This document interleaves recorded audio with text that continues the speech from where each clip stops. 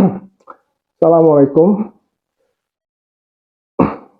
Mari kita bahas tentang beberapa aspek keselamatan atau safety dalam panahan, lebih terutama di panahan tradisional ya.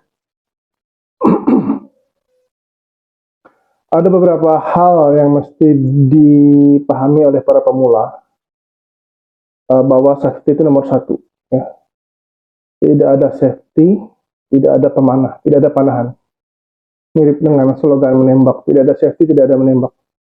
Pada dasarnya sama karena dua-duanya itu menembak ya, proses menembak, dimana kalau ada kecerobohan atau kelalaian, efeknya bisa fatal. Bagaimanapun juga walaupun kita sebut ini sebagai mainan, tetap aja ini adalah sesuatu yang berbahaya.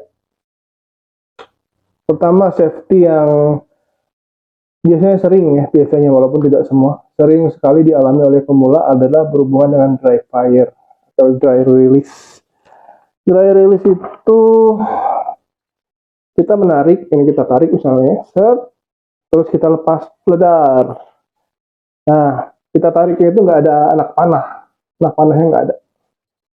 Jadi pada saat kita tarik, entah kita sengaja atau tidak, terlepas, dia boom, energi yang tersimpan di dalam busur ini, alih-alih disalurkan ke anak panah, dia malah mengenai dirinya sendiri. Efek paling utamanya jelas, busurnya ini bisa rusak pada saat itu juga, seketika bisa rusak. Walaupun ada 1-2 kasus, busur mungkin selamat ya. Mengenai dry release ini, saya dulu pernah mengalami waktu awal-awal memanah ya, memang masih pemula banget, mencoba busur yang disediakan oleh sebuah klub, ya iseng gitu kan, oh cobain, tarik, lepas, doeng. Untung busurnya nggak rusak, tapi ya coach di sana rada melotot lah istilahnya. Jangan begitu kan, ya dikasih tahu kenapa ya. Itu biasanya pemula. Nah, ada juga dry release yang kita nggak sengaja, dalam artian kita tidak berniat, kita sudah tahu bahwa dry release itu jelek, kita nggak niat, tapi tetap kejadian. Contoh, kalau saya pribadi misalnya berkenaan dengan anak panah.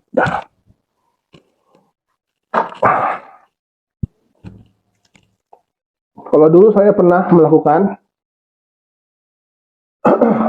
anak panah dari bambu, ini mah dari kayu sih, ini spruce kalau nggak salah. Dari bambu Papua ya, bambu Papua atau rumput Papua dulu.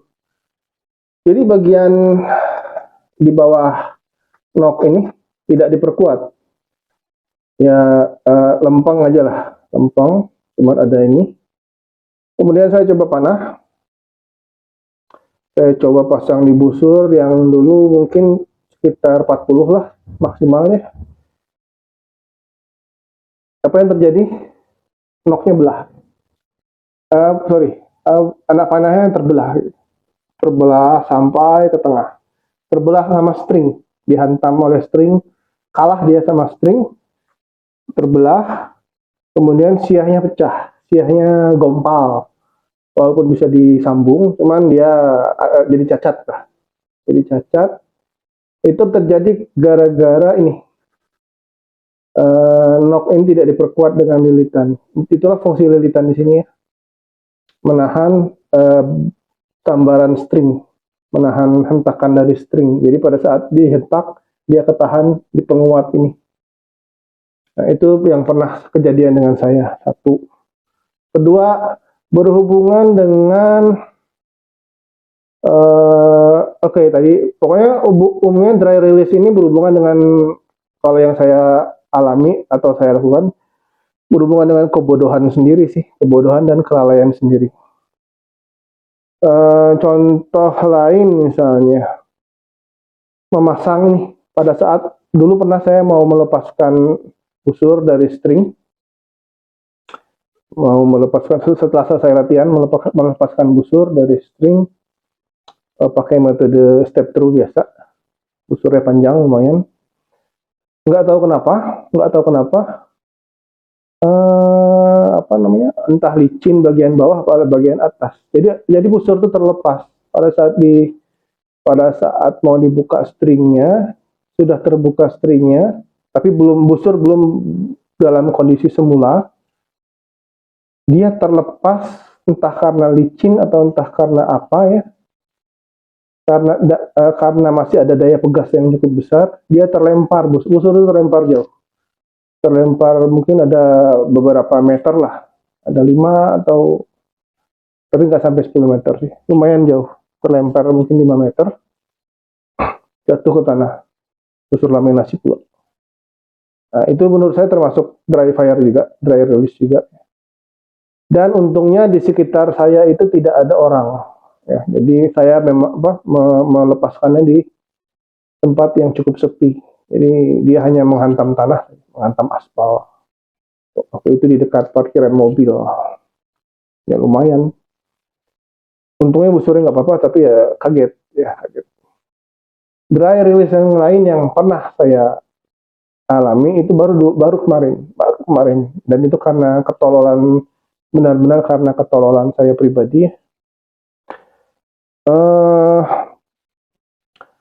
Dan itu terjadi 2 kali berturut-turut dalam 1 hari.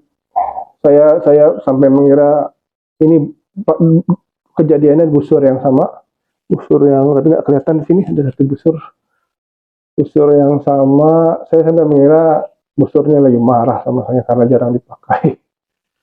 Nah, pertama adalah saya mencoba memperbaiki knock point.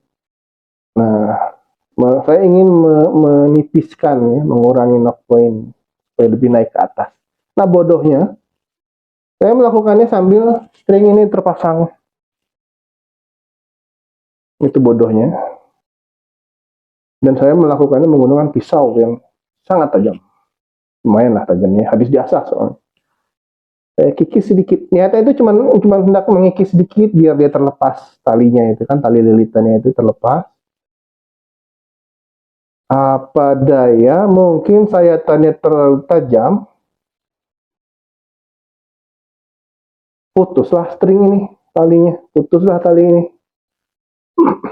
Saya kikis, terlalu berlebihan mungkin, dar, sampai busur itu sampai dar meledak bukan meledak sih enggak ya, bukan meledak, sampai terjadi dry release di depan mata saya. Busurnya ya sampai jeder gitu. Lumayan, busur itu termasuk busur yang kencang, 45 lbs, 48 lbs ditarikan saya. Busurnya mengamuk 1 kali. Nah, luar biasanya busur itu kelihatan tidak apa-apa. Ya, bukan busur ini ya, ada 1 busur. Jadi tidak terlihat pecah, siahnya nggak ada masalah, limnya tidak patah. Ya, bersyukur lah ya, alhamdulillah. Kemudian selang beberapa waktu kemudian, kan string itu putus. Nah, saya berniat memasang string cadangan. Kebetulan ada string cadangan. Karena busur itu cukup panjang dan merepotkan untuk memasang pakai step through, saya memasang pakai tali. Ada namanya kemen lah istilahnya ya. Dimana ada simpul dan dilakukan menggunakan kaki. Dan kejadian lagi, busurnya marah pada saya. Anda lihat ini, teman-teman lihat ini. Simpul yang terbuat dari tali webbing ini putus. Padahal tali ini cukup kuat sebenarnya. Tapi memang ada kelalaian, ya sekali lagi kegoblokan ya. Jadi sebelum dipakai, tali ini sebenarnya sudah ada semacam belahan kecil. Ya. Belahan kecil yang sebelum-sebelumnya dipakai nggak ada masalah. Tapi begitu dipasang memakai busur yang marah tadi, busurnya marah lagi. Begitu saya mencoba memasang, lagi ditahan, mau dipasang stringnya, putus, jeder, meledak di depan saya lagi. Dan busurnya nggak apa-apa. Busurnya cukup kuat. Itu yang saya rada wow gitu. Busurnya cukup kuat. Itu masalah dry release ya. Saya yakin teman-teman pemanah punya pengalaman mengenai dry release masing-masing. Ada juga satu lagi misalnya, tapi ini saya tidak pernah ya, waktu melakukan panahan cepat, biasanya dipasangnya itu tidak sempurna, sehingga pada saat ditarik, dilepas, dia jatuh, ini menghantam, terjadilah dry release. Itu biasanya untuk fast shooting, kadang-kadang terjadi seperti itu. Nah, itu masalah dry release.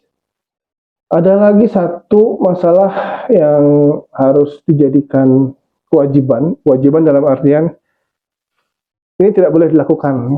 99,99% itu tidak boleh dilakukan. Tidak boleh ya memanah manusia. Ya. Oke, yang kalau gambaran besarnya sih tidak boleh memanah makhluk hidup. Cuman untuk makhluk hidup mungkin ada 1-2 kondisi yang kita bisa memaklumi. Makhluk hidup dalam artian ini adalah tumbuhan atau hewan ya. Tumbuhan kita abaikan, kita bisa untuk tidak memanah tumbuhan apapun di saat apapun. Bisa. Nah, kalau hewan walaupun sebaiknya jangan, ada 1 atau 2 kondisi di mana kita menurut saya boleh aja melakukan memanah hewan ya. Pertama, kalau kita berburu makanan atau berburu hama. Ya ini oke.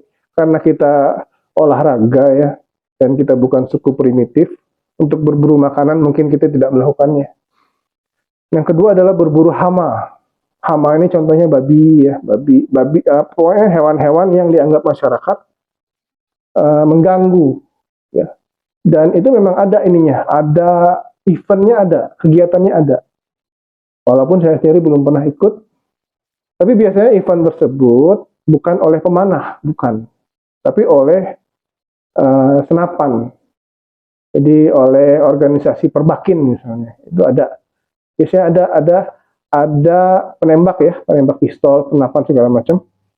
Itu ada event untuk berburu hama dan memang dilakukan oleh masyarakat beserta perangkat di sekitar. Itu sah-sah saja. Tentu yang tidak diperbolehkan itu adalah berburu yang terserah kita, berburu hewan yang hanya karena kita pengen tuh, itu sebaiknya jangan. Kasus lain berburu adalah dulu pernah ada, kalau nggak salah ada semacam resort yang di dalamnya ada tempat berburu, ya, resort yang luas gitu ya. Tapi sayang sekarang mungkin sudah tidak ada lagi karena tempat berburunya sudah tidak ada lagi karena diprotes oleh masyarakat sekitar. Ya. Jadi itu berburunya bukan karena butuh, tapi karena karena hobi jadinya itu. Di Indonesia kita belum ada yang meregulasi tentang itu. Belum ada tempat yang khusus untuk berburu itu belum ada menurut kayaknya. Beda kayak di luar negeri, kayak di Amerika mungkin. Mereka memang punya hutan yang diizinkan untuk berburu. Berburu apa gitu, rusa, babi gitu. Itu ada tempat macam itu di luar negeri. Di kita belum ada. Kalaupun ada mungkin belum terlalu kelihatan, belum terlalu disukai atau gimana gitu. Kemudian kasus lain untuk berburu untuk hewan ya.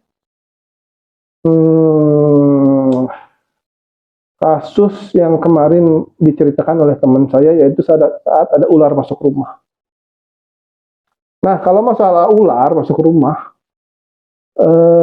sebenarnya kalau kita paham tentang ular, kita bisa membuang sendiri tanpa membunuh ya, atau kalau daerah kita itu dekat dengan damkar, kita bisa panggil damkar untuk membantu membuang ular.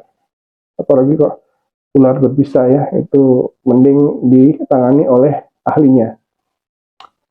Cuman kadang ada teman-teman yang mungkin ya satu panik pengen cepet-cepet masalahnya diselesaikan.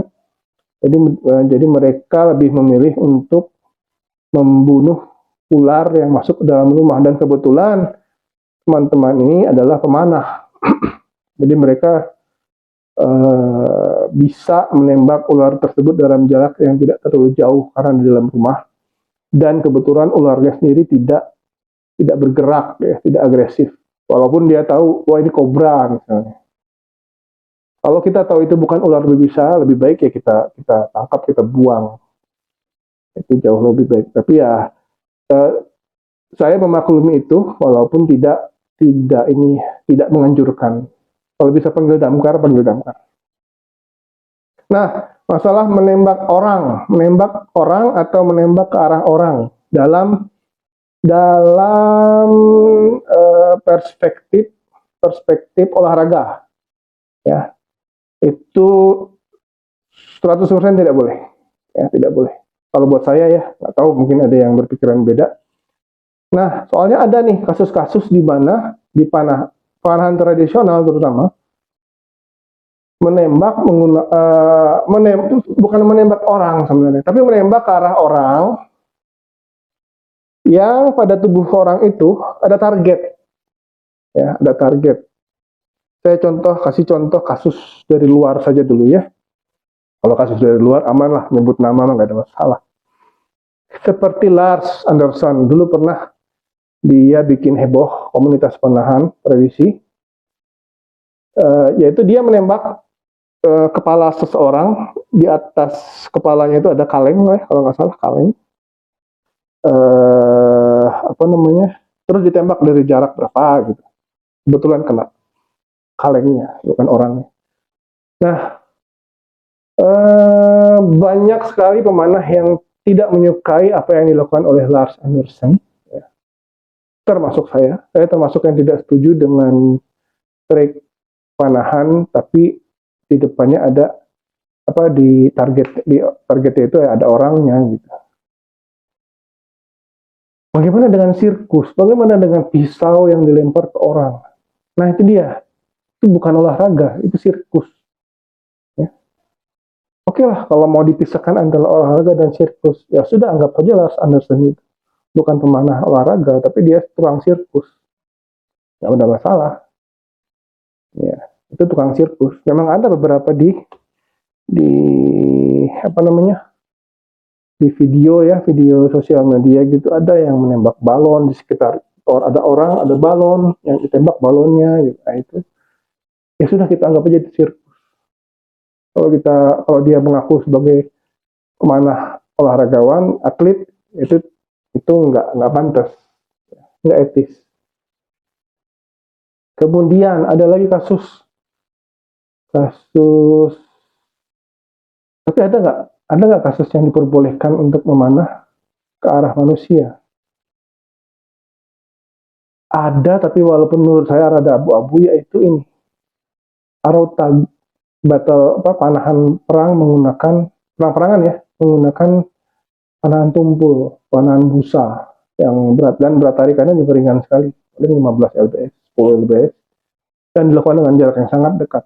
Jadi itu cuma main-main, tapi ya resiko cedera ada, tapi mereka pasang gear banyak, helm, ini itu segala macam, mirip dengan airsoft gun tapi ya pakai panah. Cuman bahayanya adalah kalau panah itu patah, itu yang berbahaya.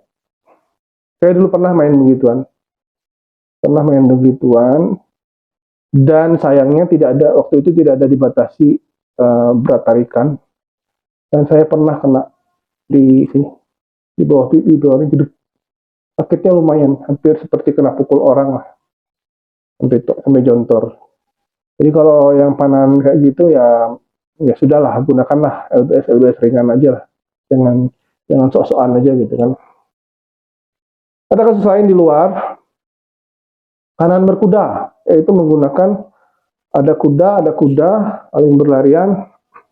Yang ini memanah, yang ini targetnya itu ada orang, di belakangnya ada, di punggungnya itu ada target. tebal.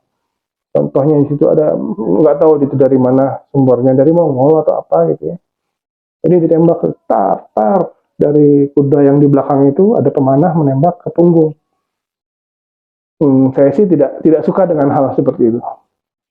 Cuman apakah boleh atau tidak, nggak tahu lah ya. Saya nggak tahu kalau di panahan berkuda etikanya seperti apa, saya nggak tahu. Dan itu pernah ditiru sama pemanah berkuda di Indonesia, pernah beredar videonya. Kemudian ada lagi, masih dari luar ini ya, masih dari luar. Ada satu pemanah grup pemanah dari Hungari, saya nggak mau sebut nama lah, mungkin muridnya banyak, tapi ya pasti tahu. Jadi mereka ini kalau menembak kadang pakai kuda juga ya, anak berkuda juga. Ada targetnya itu orang megang target di tengah, kudanya berkeliling sambil ditembakin, dar dar dar dar. Dari bentuk tembakan dan cirinya segala macam, kita bisa tahu itu LBC rendah, kita bisa tahu. Cuman tetap aja sih, itu sesuatu yang sangat berbahaya sebenarnya, karena poinnya sendiri tajam. Ya, kalau selip, kapan ada celaka kita nggak tahu, kita nggak tahu. Dan kalau kasus di dalam juga ada beberapa, dulu pernah sempat ramai, tapi ya sudahlah.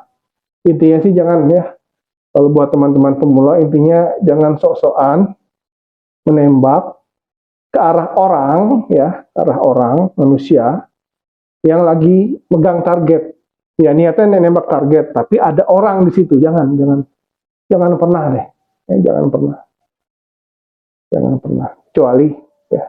Kecuali Anda adalah orang terkenal yang pengikutnya banyak. Ya, kalau Anda ditegur, pengikut Anda yang marah. Kecuali kayak gitu. Kasus terakhir yang mungkin belum pernah terjadi tapi dan jangan sampai terjadi. Ini bagaimana kalau amit-amit rumah kita kemasukan orang tidak dikenal yang berniat jahat dan mengancam nyawa kita. Bolehkah kita membela diri menggunakan busur dan anak panah yang sudah kita pelajari? Sama seperti orang lain membela diri dengan bela diri yang pernah dia pelajari juga. Ya kan ada kasus kayak gitu tuh. Dan untungnya di Panahan belum ada. Tapi kalau saya pribadi, ya walaupun saya sangat menghindari mengarahkan senjata ke arah sesama manusia itu ya, kalau ada pilihan nyawa saya, nyawa keluarga saya, atau nyawa dia yang tidak berhak memasuki rumah, saya pilih nyawa dia. Tapi ya jangan sampai terjadi. Ya, terima kasih. Assalamualaikum warahmatullahi wabarakatuh.